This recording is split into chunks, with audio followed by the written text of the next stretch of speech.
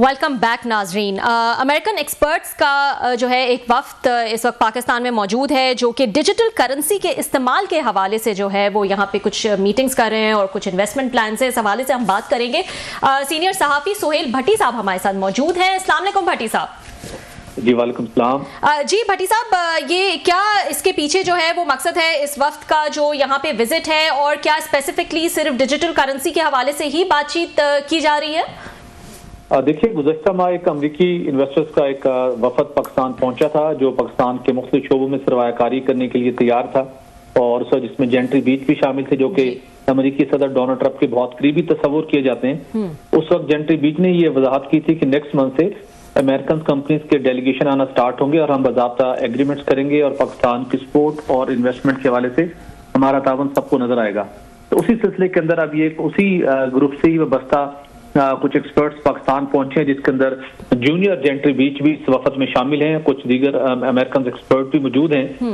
दुनिया के बेशतर ममालिक में इस वक्त जो ट्रेड है, जो तजारती सरगर्मियां हैं, वो डिजिटल करेंसी के जरिए से हो रही है, लेकिन पाकिस्तान के अंदर इसका कोई मैकेनिज्म मौजूद नहीं है। अगरचे कि इलीगल वे में ये क्रिप्टो करेंसी और उसकी डिफरेंट मार्केट एस्टेब्लिश हो चुकी हैं, तो उस सारे सिस्टम को FATF के जो बेंचमार्क्स हैं उसको मद्देनजर रखते हुए अब पाकिस्तान ने ये इन प्रिंसिपली तय कर लिया है कि हमने दुनिया के साथ जो ट्रेड करते हैं, जो हमारा इकोनॉमिक्स का इकोसिस्टम है, वो हमने डिजिटल करेंसी के अंदर भी करना है। तो उसके लिए डेफिनेटली पाकिस्तान को रूल्स एंड रेगुलेशन, एक अथॉरिटीज और एक पूरा सेटअप बनाना है। तो रेलेवेंट स्टेक होल्डर के साथ कंसल्टेशन के लिए ये अमेरिकन डेलीगेशन यहाँ पहुंचे है, जो इस शोबे के अंदर लीगली टेक्निकली वो एक बड़ी महारत हासिल रखता है, और वहां के जो इंटरनेशनली डिजिटल एसेट्स को ट्रेड करने के हवाले से जो अथॉरिटीज हैं, वहां पर भी इस ग्रुप की एक बहुत ज्यादा एक्सपर्टीज शामिल है, जिसके जरिए हुकूमत ने ब्लॉकचेन टेक्नोलॉजी समेत जो दीगर ऐसी टेक्नोलॉजीज हैं जिसके जरिए से इस कमर्शियल सरगर्मियों को फरोग दिया जा सके, डिजिटल करेंसी के जरिए से ट्रेड को फरोग दिया जा सके, तो उसके ऊपर अब काम बहुत तेजी के साथ जारी है। और इस मकसद के लिए गवर्नमेंट ने ये तय कर लिया है कि हुकूमत एक नेशनल क्रिप्टो करेंसी काउंसिल कायम करेगी, जो पॉलिसी मेकिंग और उसके साथ साथ जो रूल्स एंड रेगुलेशन के हवाले से हुकूमत की मामनत करेगी। उसके साथ साथ जो नेशनल क्रिप्टो काउंसिल होगी उसमें मुख्तलिफ हुकूमती इदारे शामिल होंगे, रेगुलेटरी अथॉरिटी शामिल होंगी और इंडस्ट्रीज के माहिरीन शामिल होंगे। और ये क्रिप्टो काउंसिल आलमी मेयार के मुताबिक जो बैन-अक़वामी डिजिटल मौशियत है उसको स्ट्रेंथन करेगी। उस हवाले से जो आज फाइनेंस मिनिस्टर थे, इस आला सतही इजलास में वो मौजूद थे, मिनिस्टर ऑफ इंफॉर्मेशन टेक्नोलॉजी थे और दीगर रेलेवेंट एक्सपर्ट्स यहाँ मौजूद थे। तो एक बड़ी हेल्दी डिस्कशन है, और ये डेलीगेशन अभी कुछ दिन पाकिस्तान में रहेगा, तो एक पूरा स्ट्रक्चर तैयार करके देगा जिसके जरिए पाकिस्तान दुनिया के साथ अपनी जो ट्रेड है वो एक फॉर्मल तरीकाकार था पहले, उससे हटके डिजिटल करेंसी के जरिए से भी तिजारत कर सकेगा। अच्छा भट्टी साहब, ये बताइएगा, ये बड़ी अच्छी बातें आपने अच्छी खबरें सुनाई हैं कि पाकिस्तान और हुकूमत और हमारे इदारे जो हैं वो इंटरनेशनल उनके साथ चलना चाहते हैं। It's a good news. Crypto का नाम हम सुनते थे, कुछ अर्सा पहले तो इलीगल समझा जाता, अभी बहुत सारे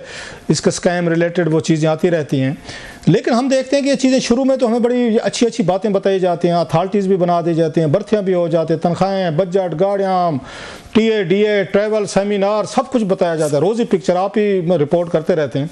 और फिर उसके बाद जो हशर इंटरनेट का किया है फिर यही हशर करते हैं, फिर PTA बैठ जाता है, वो जनाब इनको ब्लॉक करना शुरू कर देता है। वो आज कहते हैं फेसबुक ब्लॉक करो, कभी कहते हैं ट्विटर ब्लॉक करो, कभी कहते हैं ये नेट ब्लॉक कर दो।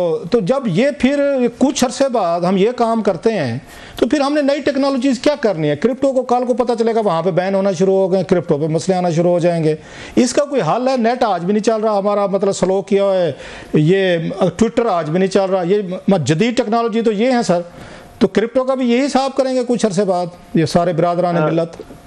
साहब, आपने बड़ा राइटली पॉइंट आउट किया, लेकिन हमें इस चीज को भी मद्देनजर रखने की जरूरत है कि इंटरनेट का जो मसला पेश आई, उसकी स्पीड को स्लो करना पड़ा या कुछ पाबंदियां लगाना पड़ी, उसके जो हमारे जो मौजूदा हालात थे, जो हमारी डोमेस्टिक सिचुएशन थी, पॉलिटिकल सिचुएशन थी, उसकी भी बहुत सी रीजन थी जिसकी वजह से इस किस्म के कुछ गैर मुतवक्का इकदाम करना पड़े।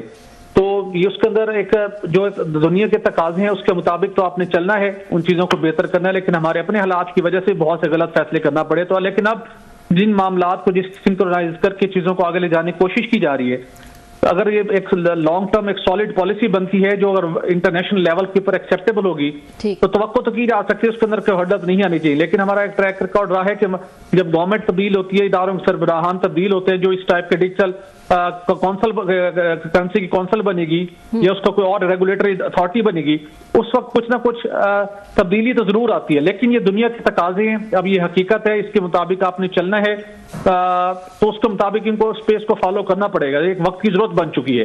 तो मेरे ख्याल में इन चीजों से ये लर्न करने के साथ साथ जो मुतल्लिक़ इदारे हैं कि अवाम की एक जरूरत है और मुख्तलिफ बड़े बिजनेस ग्रुप्स की जरूरत है और मुल्क की जरूरत है, तो उसके पेश नजर मेरे ख्याल में चीजें बेहतर अंदाज में शायद आगे अब चल पाए इस मरतबा। ठीक, बहुत बहुत शुक्रिया भट्टी साहब, आपने हमें ज्वाइन किया और डिटेल में बताया कि अमरीकी एक वक्त जो है माहिरीन का वो यहाँ पे मौजूद है, जो कि डिजिटल करेंसी के हवाले से जो है वो विजिट्स कर रहे हैं और इन्वेस्टमेंट जो है वो करने की जो है वो उस पर काम किया जा रहा है। और इस हवाले से चंद रोज़ पहले जो है वो शहबाज शरीफ साहब ने भी एक मीटिंग की थी जहाँ पे उन्होंने डिजिटल करेंसी को रेगुलेट करने की बात की थी। उन्होंने कहा था कि इसके जो प्रोज एंड कॉन्स हैं उसको वे करने की ज़रूरत है। लेकिन जैसे कि क्लासा साहब ने भी एक जो है वो इम्पोर्टेंट पॉइंट उठाया कि हम ऑलरेडी टेक्नोलॉजी में जो है वो बहुत पीछे हैं और हमारी जो बेसिक्स है जैसे कि इंटरनेट, उस पर जो है वो आए दिन पाबंदी लगा दी जाती है। तो इस किस्म की पाबंदियों के साथ और इस किस्म के जो रुकावटें हैं उसके साथ हम डिजिटल करेंसी में या किसी और टेक्नोलॉजी में जो है वो एडवांसमेंट कैसे करेंगे और किस तरह से इन्वेस्ट करेंगे और किस तरह से इन्वेस्टर्स को जो है वो हम अट्रैक्ट करेंगे। आज के लिए नाज़रीन इतना ही, कल आपसे फिर मुलाकात होगी।